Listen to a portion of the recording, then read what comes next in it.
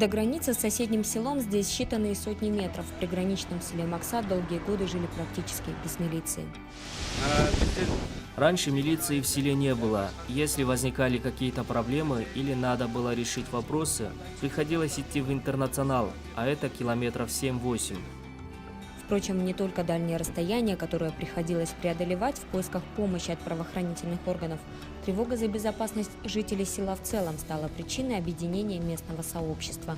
За счет местного бюджета и силами сельчан методом Ашара в селе Максат построили дом для участкового. Ну вот, здесь наш дом. В августе, в 2016 году, нам его построили. Я с семьей здесь живу. Всего тут 4 комнаты. Вот здесь мой рабочий кабинет. Я прямо из дома сюда выхожу, а посетители приходят вот через эту дверь. С тех пор, как появился участковый, в селе жители говорят, стало меньше мелких правонарушений, быстрее решаются проблемы. Все рассказывают один случай. Не так давно здесь днем с одного двора пропал ребенок.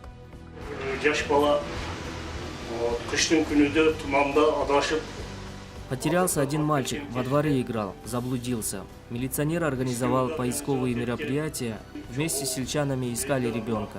Через день нашли в полях, среди холмов. Учкургон – один из самых больших аильных аймаков области. Здесь 12 сел. Для округа, говорят представители местного самоуправления, самую большую угрозу безопасности представляет дорожное движение. У нас все села, школы на большой трассе Ош-Исфана, трасса республиканского значения. Поэтому необходимо обеспечить безопасность нашим школьникам и в целом людей на дорогах. Вот мы думаем, как решить эту проблему.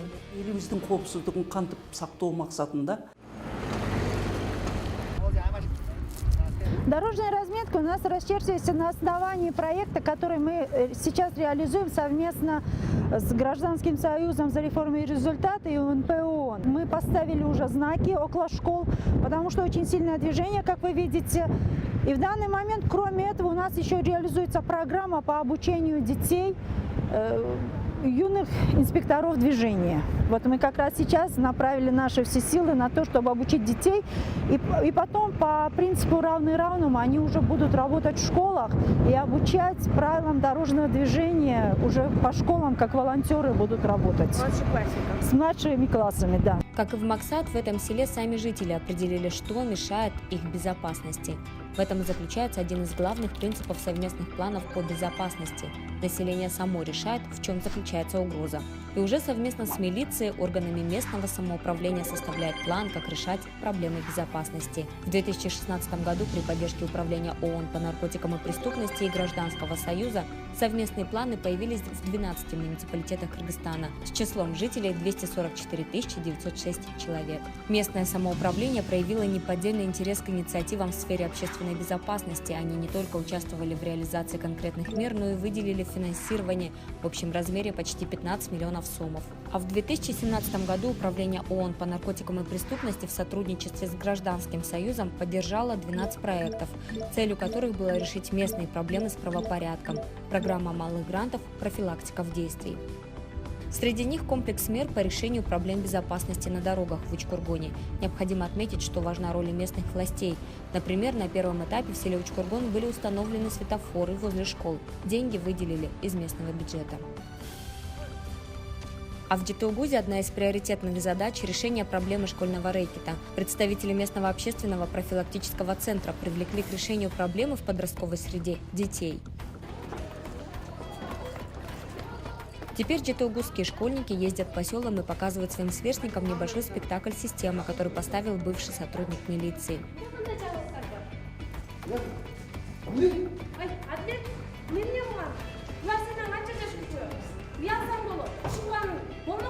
Через инсценировку ребята рассказывают историю двух школьников, девочки и мальчика, как их пытались тянуть в систему, как заставляли сдавать поборы, но ребята противились.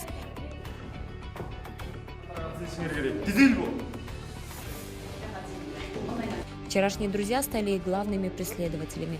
И лишь после того, как девочка попыталась совершить самоубийство и ее отговорили, родители поняли, как глубоко увязло все общество в этой, по сути, криминальной системе рэкета.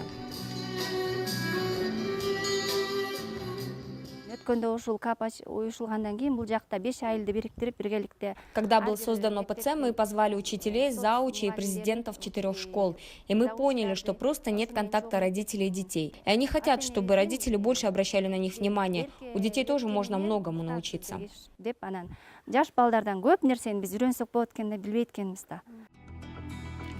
Общественный профилактический центр, если его правильно использовать, может быть действенным инструментом профилактики правонарушений и преступлений, когда заботу об общественной безопасности вместе с милицией, чья ключевая работа все же наказывать по факту, а не предотвращать, разделяет местное сообщество и МСУ. То, что мы сейчас опробировали, это как раз новый подход. Подход уже основан на социальном партнерстве. Мы видели, что очень важно в работе по профилактике активно вовлекать органы местного самоуправления. Очень важно участие разных структур. Это сектор образования, социальной поддержки, здравоохранения. В Кыргызстане очень интересный институт – это общественно-профилактический центр. Когда люди на местах уже вместе работают, мы видели, что тогда работа по профилактике будет более успешной. В Житоугузском районе, рассказывает, за год такими совместными усилиями и активной работой общественно-профилактического центра удалось устранить проблему, которую еще 2 года назад люди называли одной из главных – скотократства. Мы уже более 2-3 лет работаем с общественным профилактическим центром, с судом Аксакалов, советом из женщин, молодежи и активом сел. Они помогают нам по профилактике школьного рэкета и преступности. Но и требования ОВД и вообще Министерства внутренних дел таково, что милиция должна быть вместе с народом. И в этом вопросе вклад ОПЦ очень большой. Вместе с ОПЦ и Гражданским союзом в селах, в школах установили камеры. Вместе проводили профилактические работы и можно сказать, что добились снижения преступности. К примеру, в 2016 году в сельском округе Житоугуз не было ни одного факта воровства скота и не было ни одного факта преступления со стороны подростков. И я считаю, что это результат совместной работы. Более того, благодаря камерам удалось установить преступную группу, занимавшуюся в этой местности кражей скота. За исключением отдельных инициатив, расходы на реализацию совместных планов в основном ложатся на местный бюджет. Это правильный подход. Местное сообщество – самое главное заинтересованное в правопорядке и профилактике преступности сторона. В прошлом году на реализацию совместного плана было выделено больше 4 миллионов сомов. Уже на вот этот наш проект Айлук Мунту выделил 116 тысяч сомов. Только вот для того, чтобы предупредить правонарушения, предупреждать дорожные происшествия. Так, как создается совместный план? Собираются представители 3 сторон – населения, милиции, местных властей в лице МСУ, мэрии либо Айлук Мунту и представительного органа городского или сельского кенеша. Группа по разработке совместного плана определяет, какие есть главные угрозы общественной безопасности. Во многих пилотных проектах называют практически одни и те же – религиозный экстремизм, школьный рэкет, дорожная безопасность, кражи имущества, как квартирные, так и скота, как было в Житоугузе. Определив самые животрепещущие вопросы безопасности, рабочая группа разрабатывает совместный план профилактики правонарушений на определенный период, как правило, на предстоящий год. Совместный план утверждается 3 сторонами – милиция, РОВД, Айлук Мунту, если это село, и местный кенеш. Если это город, это мэрия и местный кенеш, и опять же милиция. Таким образом, все ключевые органы власти местного самоуправления несут, разделяют ответственность за реализацию этого плана. И важно, что через год друг перед другом они отчитываются. Они ставят оценку. Выполнено, не выполнено, если не выполнено, то почему.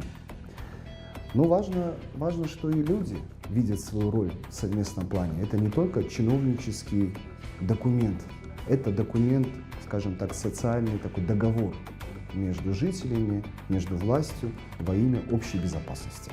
В совместные планы ложатся профилактические меры, что важно, так как легче все же предотвратить преступления, создав условия. Например, сократить число преступлений, совершенных молодыми людьми, позаботившись о том, где им проводить досуг.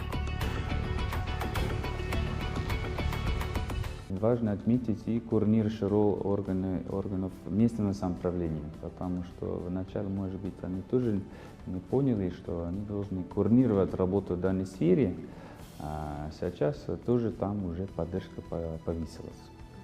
Схожий опыт применяется во многих странах. Например, в Ирландии проблему детской токсикомании решали вместе с владельцами магазинов, в которых вместо целлофановых пакетов стали давать бумажные.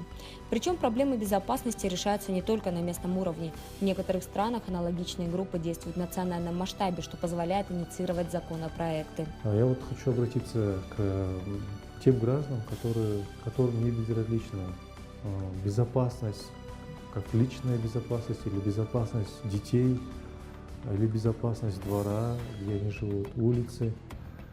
Если у вас есть какие-то проблемы, которые вас сегодня волнуют, если вы не можете ночью выйти на улицу спокойно, и если вы чувствуете, что есть какая-то опасность, то вы можете взять этот инструмент и пойти к местной милиции, к местным властям, и сказать: давайте разработаем план по тому, что по решению проблем, которые есть у вас на территории. Управление ООН по наркотикам и преступности и Гражданский союз за реформы и результат помогает Свердловскому району столицы разработать совместный план по обеспечению правопорядка и профилактики правонарушений. Интерес к этой работе проявляют и жители, и представители других районов Бишкека.